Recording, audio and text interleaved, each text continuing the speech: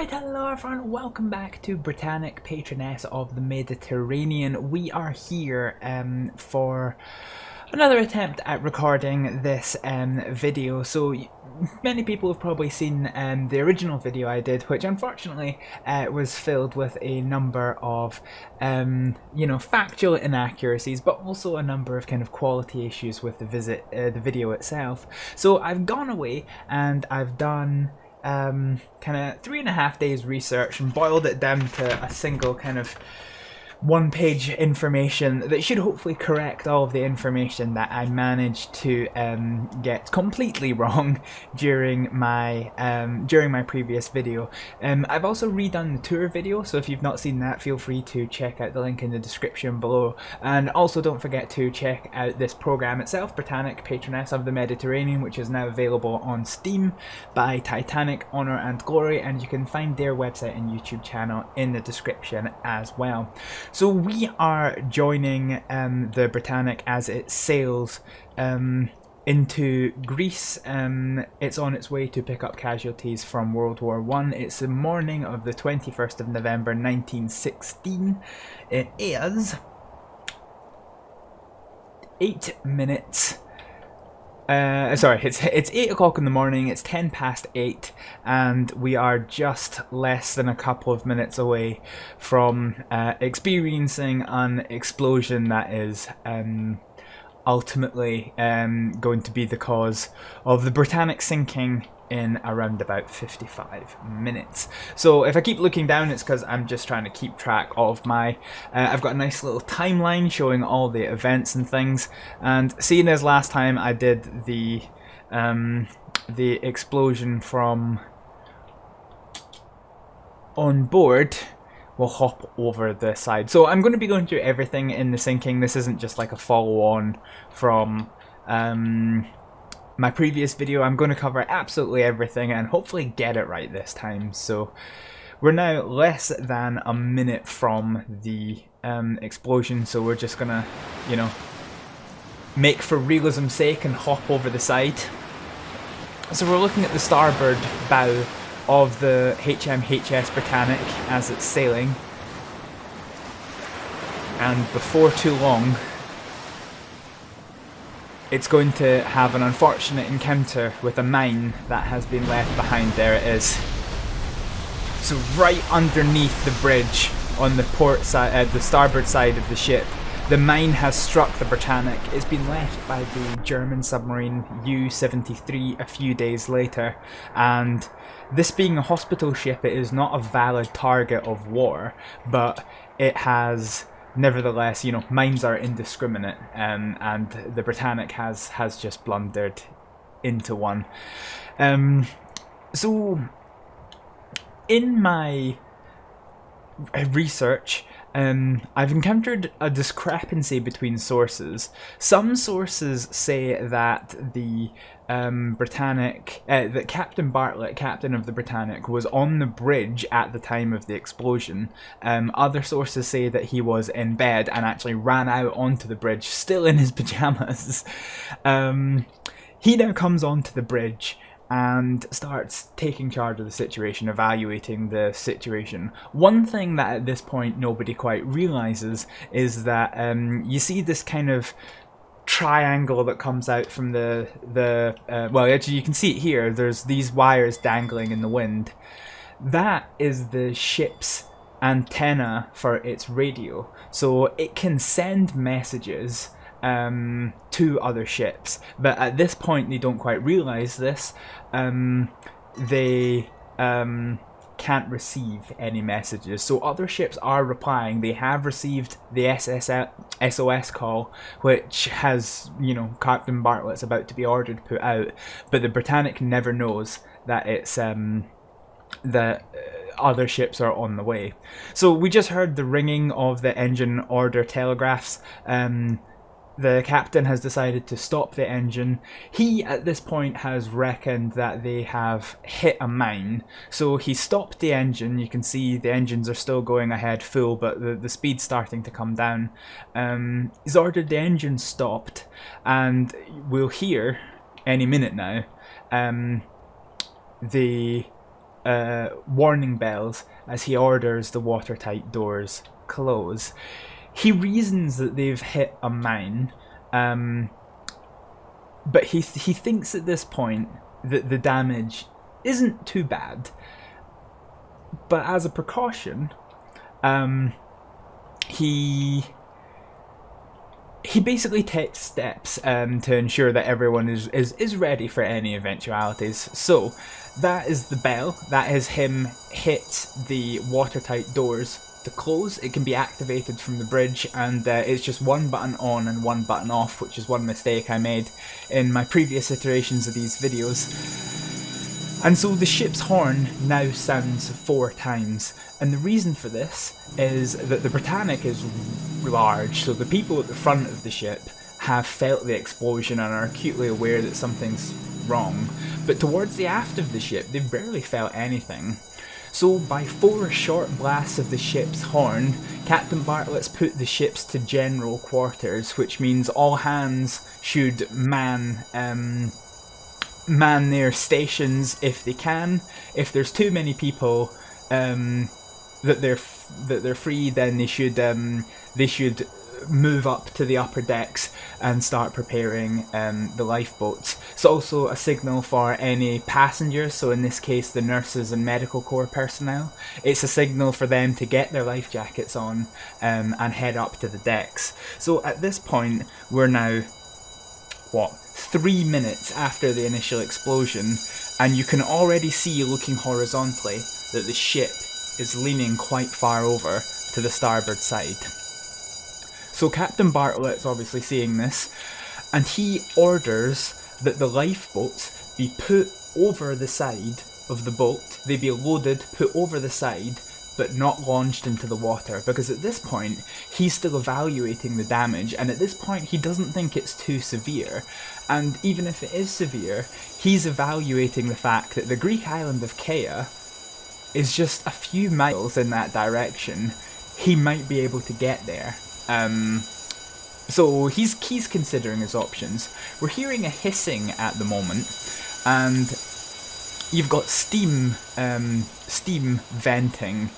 So when you have a steam engine, which is what powers the Britannic, I'm just moving somewhere that's we don't have that bell anymore.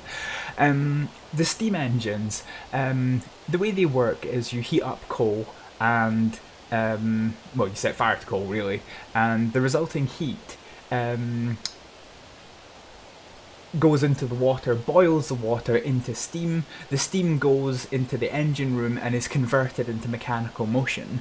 If you have stopped your engines, like Captain Bartlett has ordered to be stopped, then there is nothing, the steam contains a lot of energy, and there is nothing extracting that energy, so the pressure builds and builds and builds and builds, and it can cause a very, very serious explosion. There are numerous examples of boiler explosions in industry, in trains, and in shipping as well. There was an incident in America which a user correctly pointed out was the USS Sultana, which suffered a boiler explosion and sank in mere minutes, taking the lives of over 1,600 people. I believe it was more than perished in the Titanic disaster. So that's why they vent. So they vent the steam in order to prevent it from building up, because unfortunately you can stop the engines, but you can't stop the heat. So what you have here is you've now got people. There's no people shown in this simulation, but the lifeboats are getting put over the side and prepared. And if we look forward, we can see that the bow is now starting to dip forward into the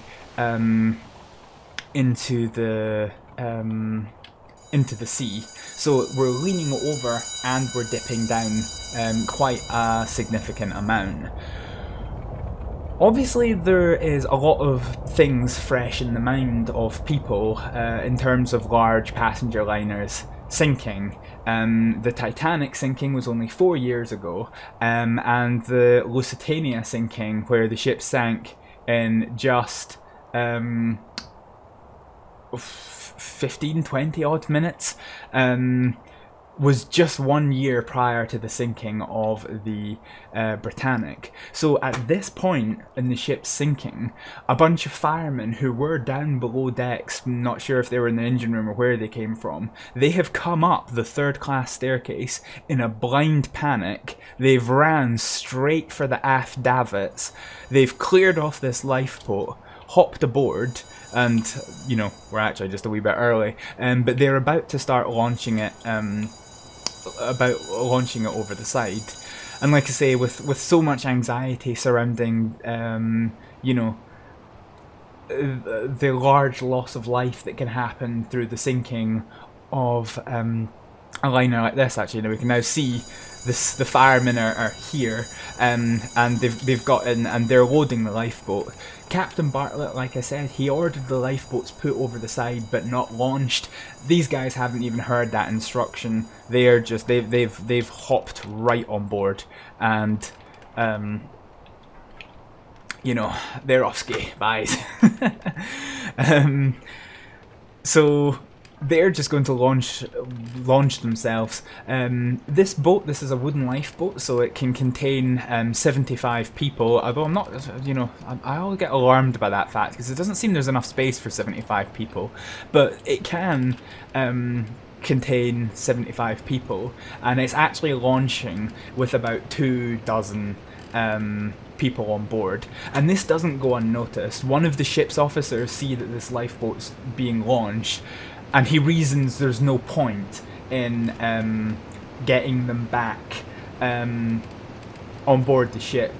So he instructs them to stay in their boat, but keep their boat close to the Britannic, ready to catch anybody who jumps overboard. They're quite lucky, because at this point Captain Bartlett's decided that he's going to try and beach the ship on the Greek island of Kea. So he's restarted the engines, but as the ship dips further forward, we're actually right next to the propellers, and this is something that's going to become, you know, this is going to become a very, very crucial factor in the survivability of the sinking. But for just now, the 24 odd firemen who are aboard this lifeboat have escaped the Britannic, and they will be trying to keep up with the Britannic in order to rescue anybody who has jumped overboard. Ah, so many bells. So we can see here the Welland style lifeboats are now being put into their loading positions, and so they're just being held over the side while boarding goes on. I'll try and not jump off the ship. So loadings commence, and so these are the older Welland style. I'm not going to be able to get back on board, am I? Oh no, I am. Happy days. You've also got the large gantry style davits here. So the way they work is their lifeboats are stowed further away, and they lift them up, they bring them down, and they bring them down close to the side of Britannic. So with you can see that the davits themselves are still in quite an upright position, and here they load the lifeboats, and then they lower the davits to bring the lifeboat even further out from the side of the ship, and then they lower the ropes into the water.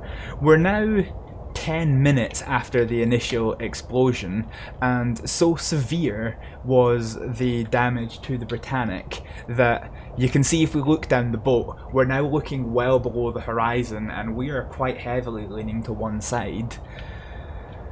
The Britannic was in the same condition 10 minutes after it took its damage, like 10 minutes into its sinking, as the Titanic was more than an hour after it started sinking. So, you know, it's taking on water a lot heavier and a lot quicker. And the reason for that is when the Titanic sank, the damage it received was, you know, small punctures across six compartments, whereas the Britannic's got one big gaping hole in its starboard side, which water can flow in a lot faster. The explosion was actually so serious that even though like you wouldn't notice it to the eye, it slightly warped the frame of the Britannic. That is the noise of the electric motors. Kind of panicked me a bit there. So just before I go on to that one, the gantry davits, unlike the Welland ones which are all controlled by hand, the gantry davits are controlled by electrical motors which are kept in big houses like these, and then connected to the davits by wires, going into a series of kind of pulleys and cogs which do the motions. So what was I saying? Oh god, what was I saying? I have completely forgot. Yes, we were talking about the warp frame. So the very hull of the Britannic has warped ever so slightly as a result of the almighty explosion of the mine.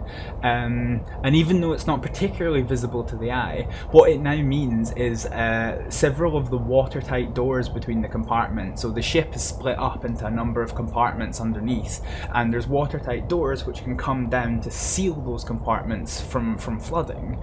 But because of the extensive damage, the watertight doors between the bow of the fireman's tunnel, boiler room 5 and boiler room 6 have all ceased.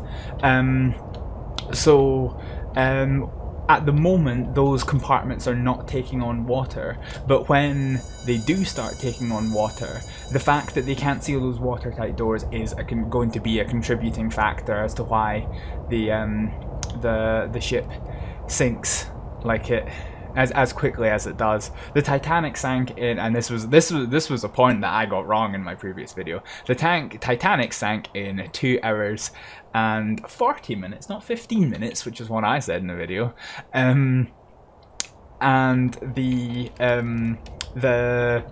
Britannic sank in just 55 minutes, and there was 3 contributing factors as to why that was the case. We've seen the first one now, which is the extent of the damage. The Britannic was much more severely damaged than the Titanic was. So, where are we in my grand scheme of things?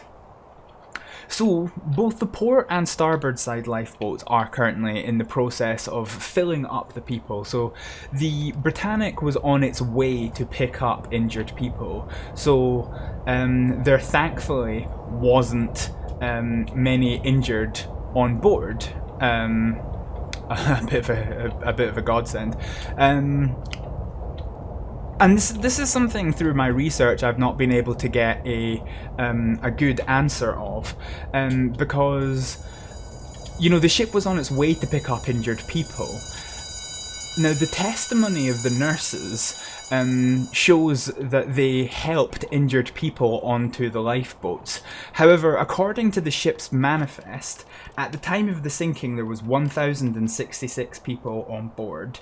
673 members of the ship's crew, plus 1 for the captain, 315 members of the Royal Army Medical Corps providing medical services, and 77 nurses of various wartime detachment. The manifest does not list a single patient on board, but yet in the nurses' testimony they talk about bringing the injured on board, so it's unknown how many injured people were on board the Britannic at the time of the sinking. But we're going to go back to what we were talking about before, with the panic that went on. So, many people weren't happy at being told to load the lifeboats but not lower them into the water, so some people took the decision into their own hands. And of course, Captain Bartlett had a very good reason for not wanting the lifeboats to launch. So this lifeboat has launched of its own accord, filled with people. It's now going away from the Britannic, but the Britannic's still moving, and they're now in quite an awkward predicament, because as the ship, my mouse has moved, as the Britannic sinks deeper and deeper into the water, the aft comes higher and higher. And so when we were on the previous lifeboat, we saw that the tips of the propellers were just coming above the water, but now it is quite heavily above the water. And as a result of the dynamics of the water, just before the propeller is a whirlpool pulling water into the propeller, and then it gets pushed out behind it. And that is sucking this lifeboat into the hull of the Britannic and sucking it right towards the propeller. And unfortunately, many of the people who died in the sinking of the Britannic are about to die in the next 5-minute period, as this first lifeboat now goes straight through the propellers. So, there were people who were killed in the initial explosion. So the bow of the ship is where a lot of the ship's crew are quartered, and the explosion killed, you know, a number of people there. But the vast majority of people that sank in the majority of people who sank during the sinking of the Britannic actually perished by not waiting to be told to launch their lifeboats, and you know, going through the propellers in that way. So there's an interesting story of this lifeboat here. So we basically had 3 lifeboats already launched without permission. So you got one. Well, I think you got 2 in the distance. I think one's out of rendering distance. So basically, the firemen who panicked took the lifeboat on the port side, and then we can see that the starboard lifeboat has also gone. So 2 lifeboats have launched at the aft without permission. 1 lifeboat on the port side, as we've seen, has just gone through the propellers. So we've had 3 unauthorized launches. One of the things that's causing panic on the port side is the fact that the Welland davits aren't that good. So if we go on board a lifeboat on the Welland davit, we'll see the problem. So we can see here that the ship is leaning quite far to the starboard. It's got a starboard list, and the problem with the Welland davits is they're not actually all that big. So if we go on board one,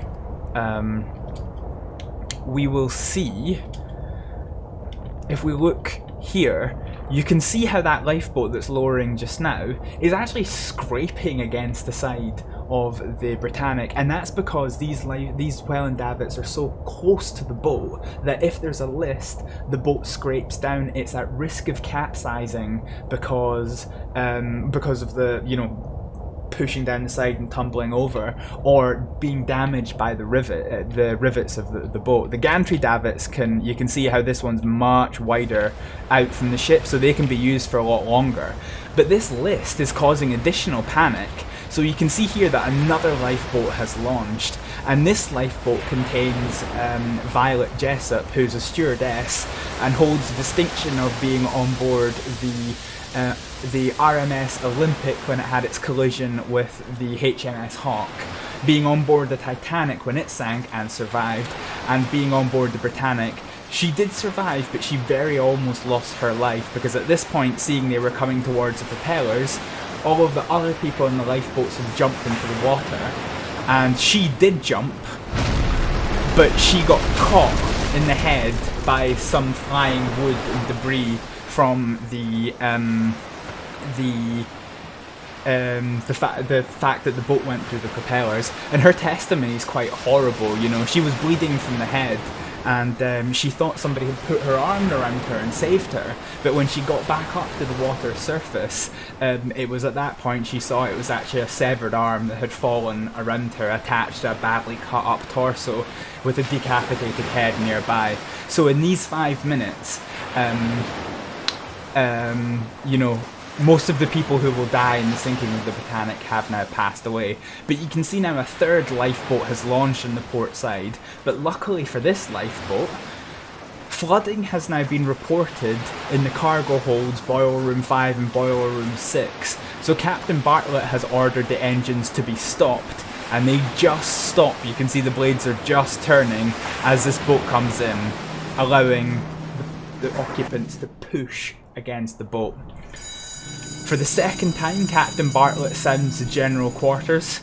He blasts 4 short blasts of the horn, and he now gives the instruction all boats possible to be launched into the water.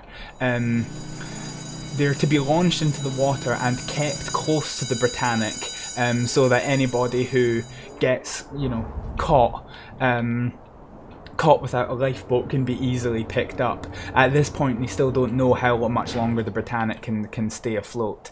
This lifeboat here, we saw this go over the side before the second boat went into the propellers, and there's an interesting story here as well. One of the ship's officers were on board this lifeboat, and he was sitting here with all the men on board, giving him effing and seeing him everything under the sun about why can this lifeboat not launch into the water's right there, let's go.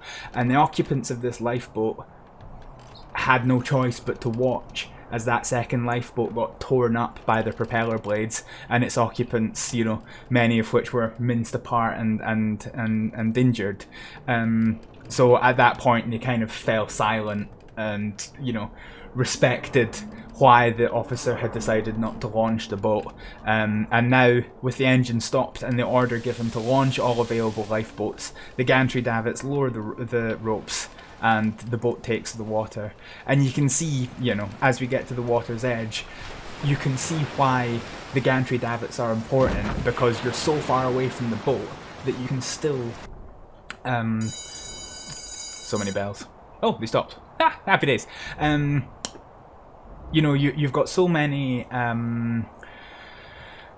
you've got so much distance to play with that you can use them for an extended period of time over these older Whelan class davits. So, at this point, basically as many people as they can are on deck. We talked in my last video how there was a detachment of the Sea Scouts on board, so they were helping to, you know, they were just, you know, teenagers, 14, 15, 16 years old, and they're now helping to launch the lifeboats.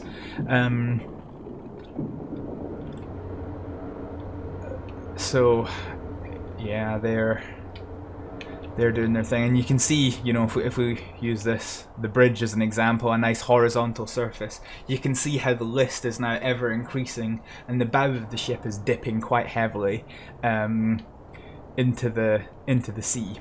We're kind of, are we? Yeah, we're almost there. So we're now about to get into the kind of second contributing factor for why the Britannic sank as quickly as it did. Obviously, we've talked about the extent of the damage, and now we're talking. Now we're getting into the second factor, which is the accessibility of water. So we've already talked about how the watertight doors between the cargo holds, the fireman's tunnel, cargo hold, boiler room 5 and boiler room 6 cannot be closed, so they are now taking on water because the flooding has free access to those areas. You can see that the boiler rooms are venting their steam again. But also, if we just go ahead and, you know, Skyrim style off the ship again, which I can't from here, I need to be over here. Yay! So you can see now the white line here. The white line marks the white line. The green line runs above the water line all the way down the Britannic, and you can see at the bow it's underwater. In fact, the red cross at the bow of the ship is almost no longer visible anymore. And this is going to become a bit of an issue for the Britannic. So if we look at the decks, you've got the A deck here, you've got the B deck, C deck, and D deck. So this is the main dining room, which we can see if we just jump through the windows here. So below the green line is the E deck. Now, this is a large metal boat. in the Mediterranean, and even though it's November, it's still very hot, and it's a tin can, you know, the heat is just building inside. So against the standing regulations, the nurses had opened some of the portholes. It's not shown in this, but rest assured they are open, all across the ship to air out all the wards, and prevent the temperature from getting too hot. And these portholes were never closed. So what that meant was, you know, you can see the angle in the E-deck just below the green stripe. And at the bow of the ship, the E-deck is now underwater. So those open portholes are now allowing water free access to the ship. And it's not just the E-deck, it's other decks as well. And so those open portholes are now providing yet another way for the water to get into the ship. You've already got a massive explosion hole. You've now got other holes that the water is just gushing into. So let's head back on board because it's very noisy in the water. So now we are getting to just under half an hour after the crap, I'm stuck. Yeah, we're just under half an hour after the initial explosion, and we're now at the point where these older Whelan-style davits on the port side of the ship, these are now completely inoperable. If you look down, you know, you can see, if you look, if I can just get on top of this, so you can see that this lifeboat in front of us is going to have no choice but to scrape down the entire length of the ship before it can get to the water. So it is now it would be completely unsafe to launch the lifeboats. There's several of these lifeboats are actually fully loaded with people who now have to disembark from the lifeboats and try and make their way to the starboard side to make a lifeboat. Some of the crews in charge of launching the lifeboats in the port side, having now seen that they can't launch lifeboats anymore, they've now gone up into, you know, these places here, and they've taken anything that'll float and they're just throwing it over the side, because just in case anyone has to jump in the water, and some people are jumping into the water, they have something to cling on to. Again, you know, this has only been a year since the Lusitania went under in under half an hour, so there's a lot of fear that the ship is just going to disappear underwater like that. So, you know, they're making good preparations. However, while the Whelan davits are now inoperable at this point, the gantry davits are still operational, so you can see they're still bringing lifeboats over the side and getting ready to launch them. We can see the motor launch there, which the Britannic had a few. And you're now starting to hear the ship make a whole load of very strange, strained noises. And what that is you've got the bow of the ship that's very, very heavy with water, and you've got the aft of the ship which is buoyant because it's not flooded yet, and, you know, one is pushing the ship up, and the bow one is pushing the ship down, and the C4 acts as kind of a barrier that's stopping the ship sinking. So there's this opposition of forces that's causing great strain throughout the sinking process. This also happened with the Titanic, but with the Titanic, obviously the Titanic broke in two as a result of those opposing forces. The reason that didn't happen with the Britannic was several reasons. For a start, there was a lot of structural improvement. So the Titanic only had 2 expansion joints, the Britannic had 4. I think we can just see one right here. So it was... No, it's not. It was not here. Never mind. Anyway, so this is one of the expansion joints here, which kind of allows the ship to kind of move under stress, without breaking. And also the double hull of the Britannic was raised up higher, giving it more structural security. The other thing is, because of the... I use this word cautiously, limited extent of the damage to the Titanic, it took a lot longer for the ship to flood. So over the 2 hours and 40 minutes that it sank, the ship had to endure these great opposing forces for a very prolonged period of time, and that meant there was a lot of opportunity for something to give. Whereas the Britannic sank in 55 minutes, so there just wasn't that same prolonged exposure to the extreme forces as there was on the Titanic.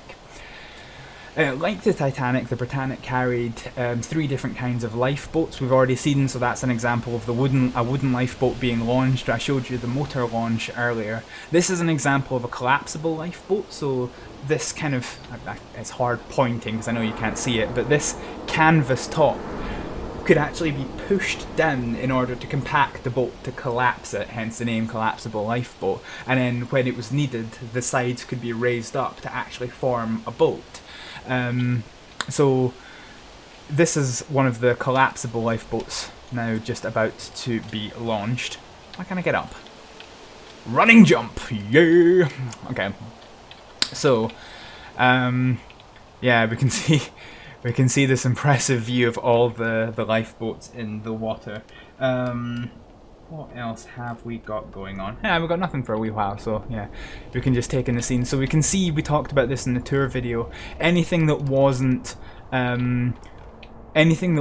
being used as storage was being used as ward space, and because part of the A deck promenade, so you can see here where it goes to being windowless, but part of the A and B deck promenades were windowed, so it's quite easy to seal them off and make extra ward space for the much needed war effort.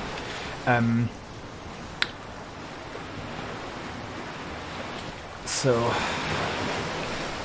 yeah, So you can see the gantry davits are continuing to offload their lifeboats, as are the Welland davits, with only the port side able to launch, only the starboard side able to launch most of their lifeboats. That's where a lot of this activity was taking place. And true to the captain's word, the boats were staying close to each other, and they were trying to stay close to the ship, balancing their loads so that they could have. They weren't overcrowded, and that they were ready to pick up anyone who was jumping in the water. And so extreme is the extent of the damage that you can see now even the starboard propeller is coming above the water. And this is good timing because we're now at the point where Captain Bartlett he's been evaluating the situation as he's been going on, and while not particularly correct, he has decided that the rate of sinking of the Britannic has slowed enough for him to think about having another bash at getting over to Kea, because we're now, less than a couple of miles to Kea, and if you could beach the ship, well, a ship can't sink if there's no, sea underneath it to sink. So, if it can be beached, then they don't need to worry about evacuating, and they don't need to worry about losing the ship. They can repair the damage, well, maybe not them, but they can get, the engineers out to refloat the ship, repair the damage, and get it out. So he decides that the rate of sinking is slowed enough that he wants to restart the engines and have one last pop at getting there. So as we talked about in the tour video, this engine order telegraph, this one and this one are all identical. The port handle controls the port engine, and the starboard handle controls the starboard engine. That's the same on this one, that's the same on this one. But this is the emergency engine order telegraph, which is only used if these become inoperable. So this is why you can see that the emergency engine order telegraph is being used, because this is an emergency situation. So you can see it, the port engine is in the full forward position, and the starboard engine is in the stop position. And the reason for this is because not long after the initial sinking, or the ship initially started sinking, the helmsman, who's on the telemotor here, the steering wheel of the ship, as it were, reported that the ship was no longer responding to the commands of the telemotor, i.e. the rudder was dead, either because the telemotor mechanisms themselves were broken, the rudder was damaged, or the engines that control the rudder were damaged. One way or the other, the engine was no longer functioning. So Captain Bartlett decided, you know, if you imagine, you know, you've got a pen with a fulcrum here, you know, if you push both sides of it, it'll go upwards, but if you only push one side of it, it'll turn. So the same is true of the Britannic. So by only running the port motor, not both, you know, both port and starboard engines, by only running the port engine, he was hoping to turn the Britannic towards Kea, and it worked. We're looking at Kea right now, you know, it worked. And this tactic is used even now. It's used in aviation, for example. If you had a hydraulic leak and you can no longer control the plane using the flight surfaces, the ailerons, elevators, rudder, etc., you can use the engines and different speeds of the engines to control whether you go up, down, left, or right. So he's basically used the same principle to steer the Britannic towards Kea. It's going to overshoot, but I mean, by this point it's going to be pretty obvious that it's no longer working. I'm going to try and run to the aft of the ship here. So we're now kind of getting to the point. We're now, what, 40 minutes after the, or nearly 40 minutes after the initial explosion, and you can see even the gantry davits as the ship comes down. Even the gantry davits are bringing the lifeboats way too close to the boat, and I believe this is the last lifeboat to get launched on the port side. I might be mistaken. We'll check. So there was 3 gantry davits on the starboard side, but there's only 2 on the aft side. So the starboard side has 1 at the bow and 2, you know, midships aft, whereas the port side only had these 2 here. And so you can see here, you know, having seen what they saw with the oh, I've fallen over the side again. Tremendous. So having seen that the lifeboats are now coming down way too close to the boat, now 40 minutes after the initial explosion and only 15 minutes from the sinking, not that they know that, all lifeboat launching on the port side has ceased. So you can hear the engines going, that churn, churn, churn. That's the sound of the reciprocating engines. The Britannic had 2 triple expansion reciprocating steam engines, plus a low power steam turbine. And so they make quite a, you know, a distinctive churn, churn, churn. Certainly if you ever play any World War II era U-boat games, you can hear the churn. It's very distinctive in the kind of sonar signature. But meanwhile, the list isn't proving too much of a problem on the port side, starboard side, sorry, and lifeboats are continuing to launch. You can see the big trail of lifeboats extending into the distance. With the Britannic still moving, the lifeboats are finding it a wee bit hard to keep up. But we're now getting to a very crucial phase.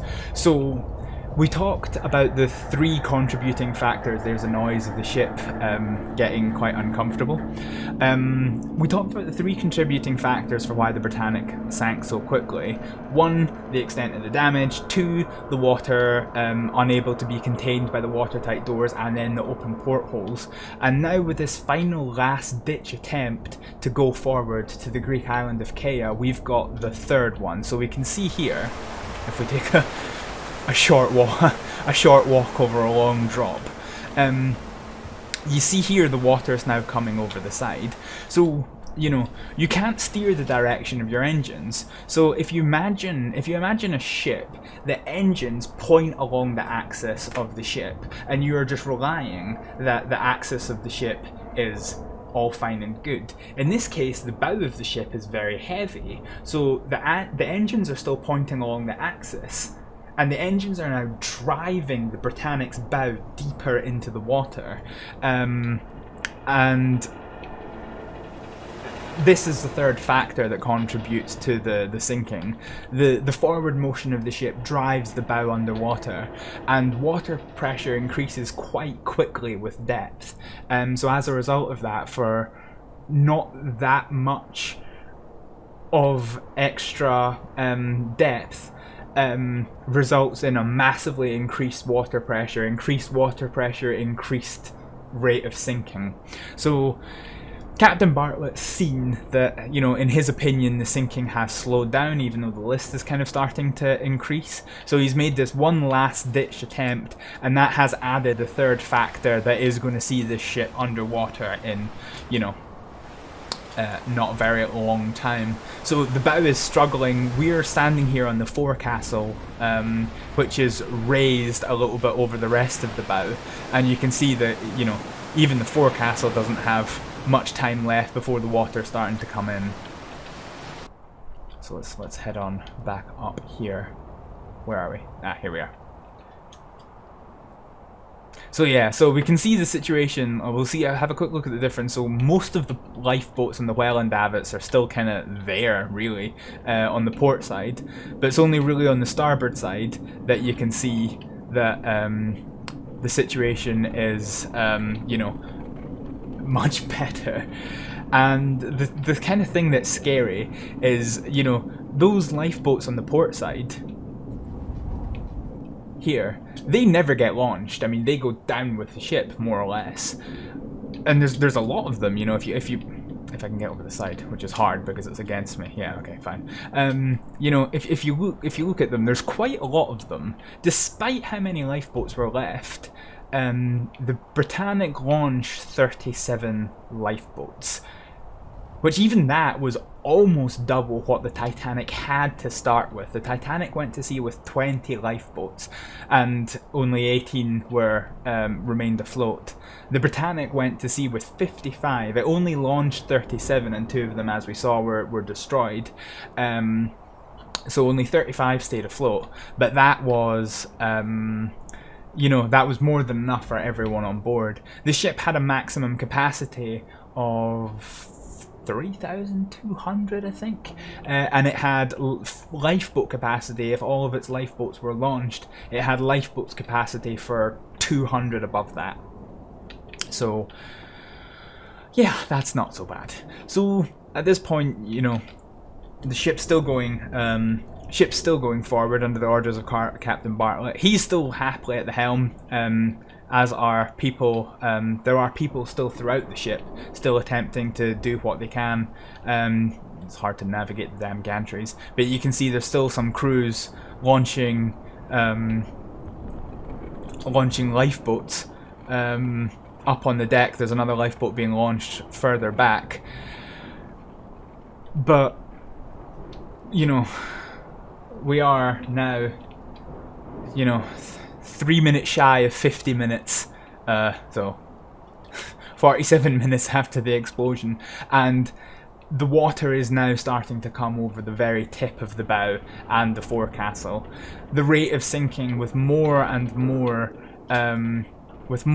portholes going underwater on the starboard side, the list is increasing. The rate of sinking forward is increasing, so the bow is dipping further and further into the water.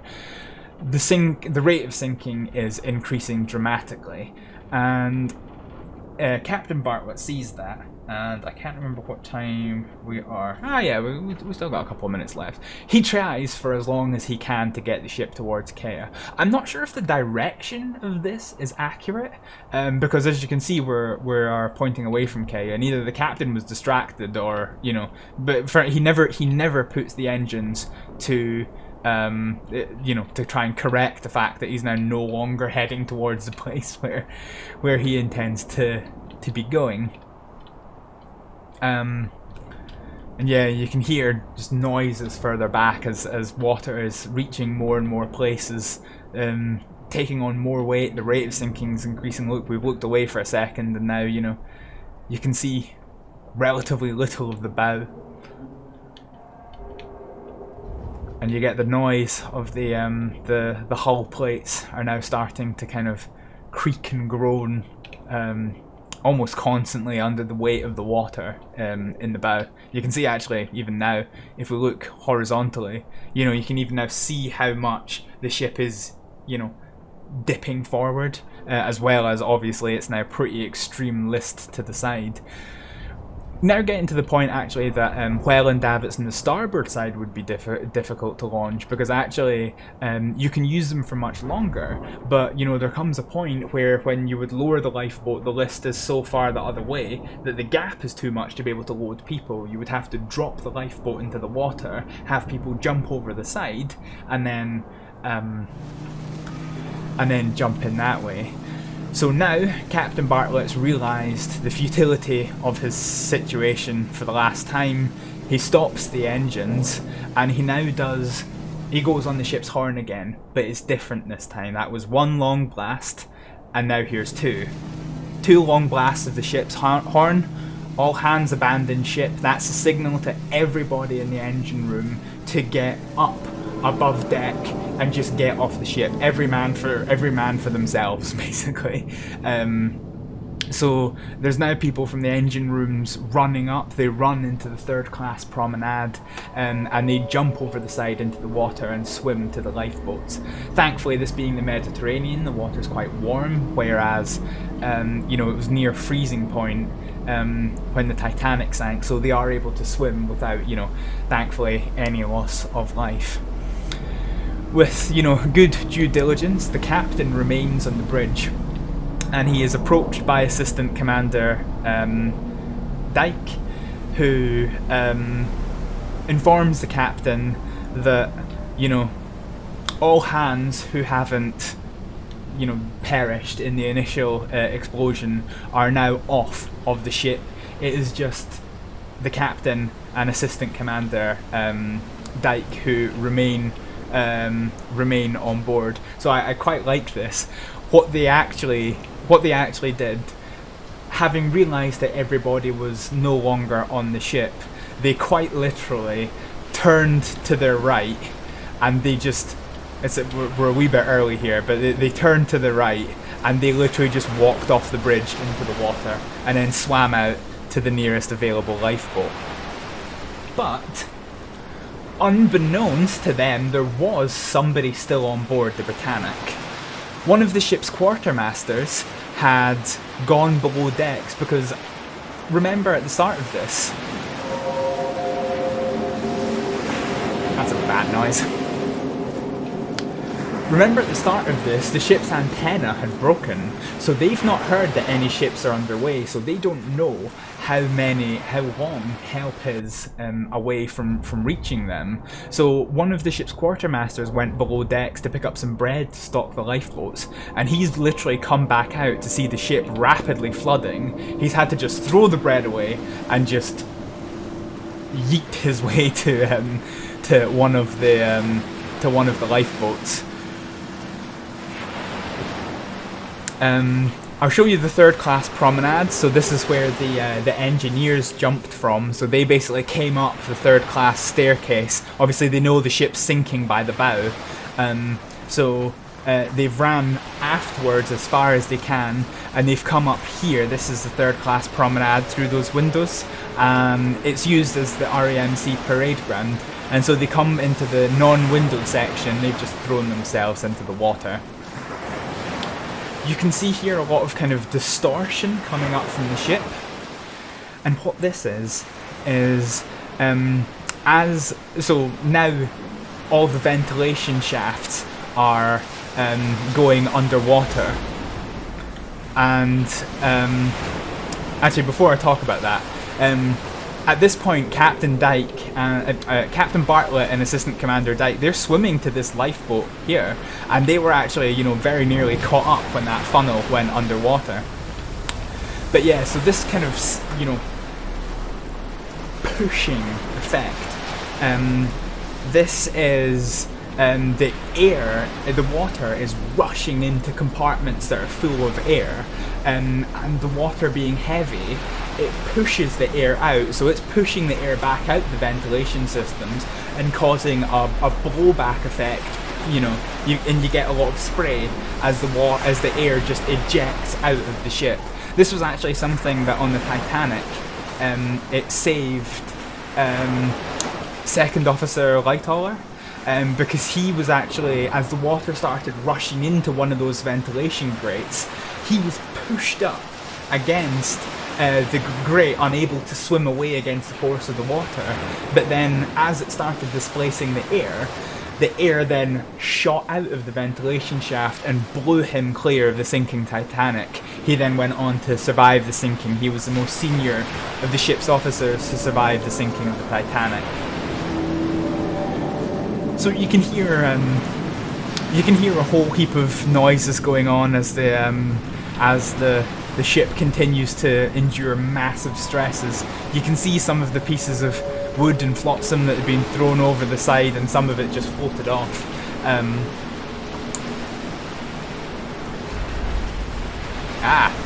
So you heard that deep thud there. No, that was the snapping. That was the snapping of the guy cable. Sorry, I'm too early. So, like most tall structures, they're kept up with guy ropes, and the guy ropes work great at keeping the structure in place because they all balance the load. But if you start tipping the platform that it's on, then one of the guy ropes has to, you know, do more work than the rest of them, and they're not that strong, so they give. So they all kind of snap off, and that's why the funnels fall over as they did. They did it on the Titanic, they did it on the Britannic as well. But we're about to run in... Oh, I'm on a lifeboat again. So we're about to run into a bit of a problem here, because the Britannic is 882 feet long. Don't know what that was. Anyway, the Britannic is 882 feet long, and it sank in only 400 feet of water. The navigator reckoned it was 480 feet, but the wreck was found at about 400 feet of water. And so going down, you can see the steep angle it's going down. It's going to hit the sea floor before it finishes sinking at the top. So you hear there that loud crash, and you can see the ship just suddenly stops going down in the water as much, and that's because it's hit the sea floor, and it can't go down anymore because there's just no more sea. So begins this kind of strange corkscrew motion that happens. So because the ship's list is continuing to increase, and the aft of the ship is still sinking and moving about, but the bow is now kind of anchored to the sea floor. You can see how the bow is now corkscrewing towards me while the list continues to increase, and the back end of it now kind of comes towards me. And that momentary lapse of not sinking is kind of, you know, there's only so much it can take. The flooding is still going on, and the flooding continues and continues. The list increases, more things open up, until eventually, 55 minutes after the initial explosion, that's it. The Britannic is now completely underwater.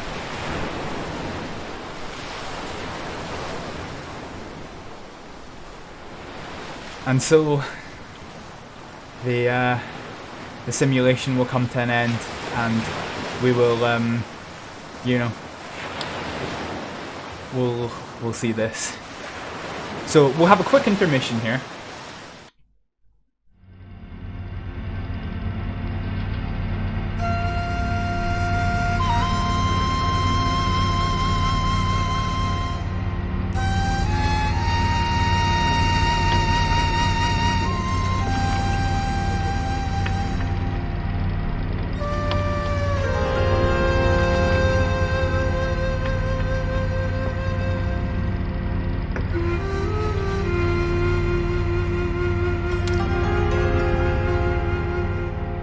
there we have it. That was the recreation of the sinking of the HMHS Britannic, and I decided to include the tribute to everybody who lost their lives. It was an impressive feat in the sinking that, you know, as few as 30 people lost their lives, where, you know, the Titanic, you had, you know, into the thousands of casualties. The Lusitania was mass casualty as well. For a ship of this size to have been loaded with over 1,000 people and to go down in 50 minutes and only have, you know, a loss of life of 30 souls was a testament to the kind of enhancements to maritime safety that had come as a result of the loss of the Titanic. So lifeboats regulations and things. The reason the Titanic had so few lifeboats was because it was decided that, you know, if a ship was to sink, well, I mean, the Atlantic is a crowded shipping route. The chances are a ship would be able to get to any other ship quick enough to be able to use the lifeboats to ferry backwards and forwards to get everybody off in good time. They didn't really think that, you know, a ship, particularly a ship of that size, could go down that quickly, you know, from you know, like, you know, an iceberg and things. And indeed that was tragically almost the case. The SS Carpathia, not Carpathia, the SS Californian was at times visible during the sinking of the Titanic, but it only had one radio operator on the daytime who had gone to bed for the night, and none of the watch officers had thought anything of the distress rockets that had been sent out. So the Titanic was a turning point in maritime safety. And indeed, since the loss of the Titanic, not a single ship has been lost to an iceberg in the open seas, which is impressive. One of the features that came from the Titanic was these huge, you know, gantry-style davits, which increased the amount of time that the lifeboats could be launched for, which we saw during the sinking of the Britannic, and they also allowed the you know, much more capacity for a single point, for a single place, whereas the Welland davits, as we spoke about, they can only house 2. You know, one of these gantries can house 6 or 7 depending on where it is in the ship. I was quite surprised to learn in my research that despite they were noted as being quite instrumental in getting all of the lifeboats into the water during the sinking of the Britannic, but despite that, these huge gantry davits were only used on a few other ship designs, and then they were just never used again, which strikes me as interesting, because we saw during the design of the Britannic, we saw during our view of the RMS Britannic just how much space could be freed up by using these things, and they could still look quite nice. I mean, sure, they are very big, and in the wartime livery they're just kind of raw brown metal, but, you know, when they're painted up, you know, they can be quite, you know, a nice way of freeing up things. So yeah, I was quite surprised to learn that their use was not popularized following the you know, the sinking of the Britannic, as helpful as they were. But yeah, so yeah, so that's been everything. I hope to have got everything right this time round. I know in my first video I made a lot of mistakes. I spoke about this in the tour video, but I thought I remembered my information about the Britannic quite well, but it turns out I was either misremembering it, or I'd remembered it from incorrect sources to start with. So yeah, there was a lot of stuff I got wrong. Most controversial were that the Britannic was the smallest of the Olympic liners. That was not the case. There's a few people that said that the Britannic was the longest, but actually I've not, you know, I said in the tour video that I'd be curious to see what the source of that is, because from all the information that I could find, sure, in actuality, they might have been built slightly differently, and there might be some discrepancies in the length of the ship, but all three Olympic-class liners, the Olympic, the Titanic, and the Britannic, are all registered at 882 feet and 9 inches long. So they're all identical in length by design. Maybe not in practice. There might be. I saw an unsubstantiated report that said the Titanic was a whole 3 inches longer than the Olympic.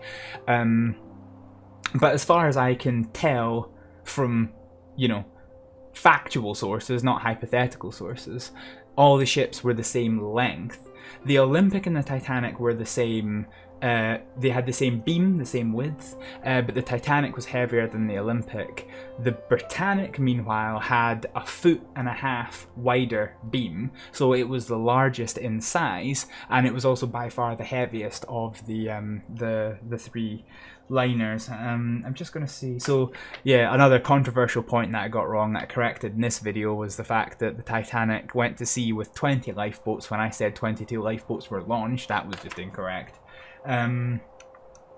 And also the other controversial one was the Titanic sank in 2 hours 14, not 2 hours 15. The one thing I didn't get to talk about was the story of Violet Jessop. Obviously, I shown the lifeboat that she was on board, and I described the fact that she was injured and she had quite a very unfortunate testimony from her experience, where she did almost lose her life, as so many did when those two lifeboats went through the propellers. But there's a kind of sort of dark humor, I guess, story from the thing. So obviously, Violet Jessop survived the sinking of the Titanic, and during the sinking, she noted something that went terribly wrong for a lot of people, in that they knew it was cold, so they dressed up in their warm clothes and a thick jacket, and they then put their life vest over it.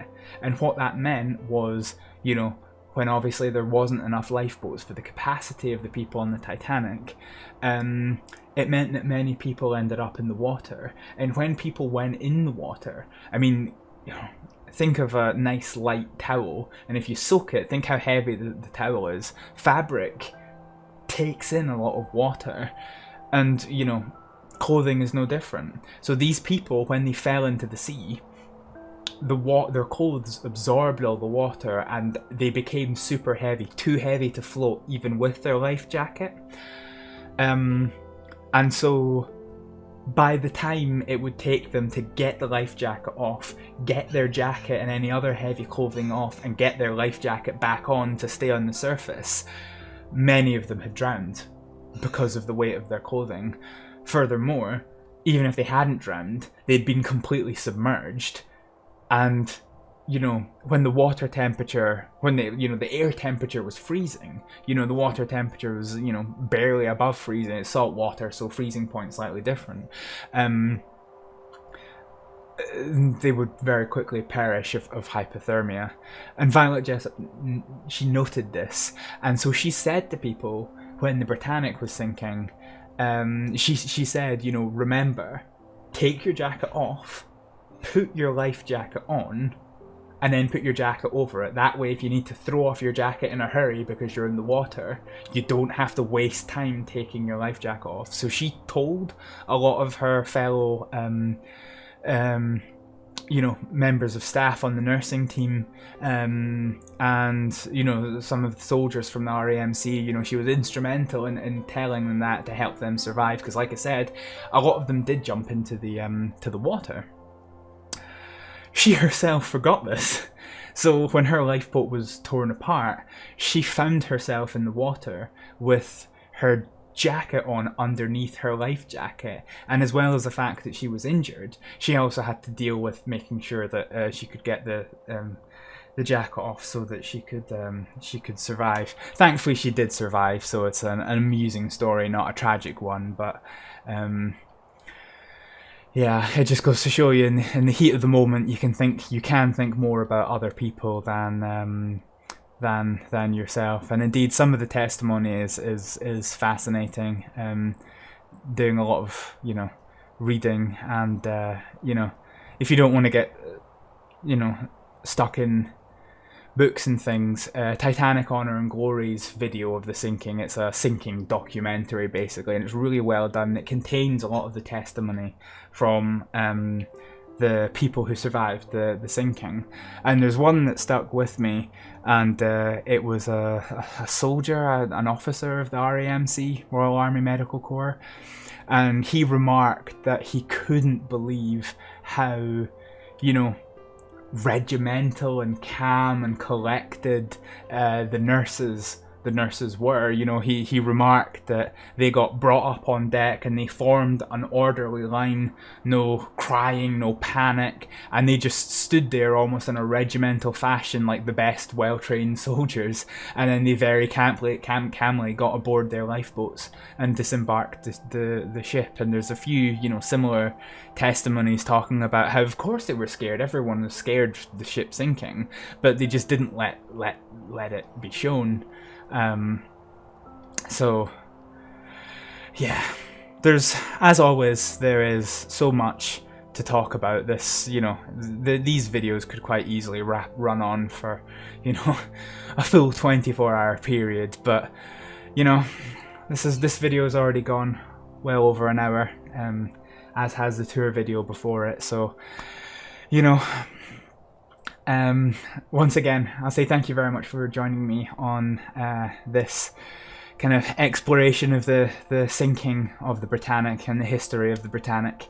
I hope you found it interesting. I hope I've been able to correct all of the mistakes I've made in the past, and yeah, thank you very much for watching. Don't forget to check out the Titanic Honor and Glory links in the description, because this is an interactive museum experience, so it shows the sinking and it's great for learning, but it's not a game in and of itself. They are making a game about the Titanic. It's called Titanic Honor and Glory, and throughout the development they're continuing to do some amazing quality documentary work. They formed an amazing history team, so you know, I strongly recommend checking out their content.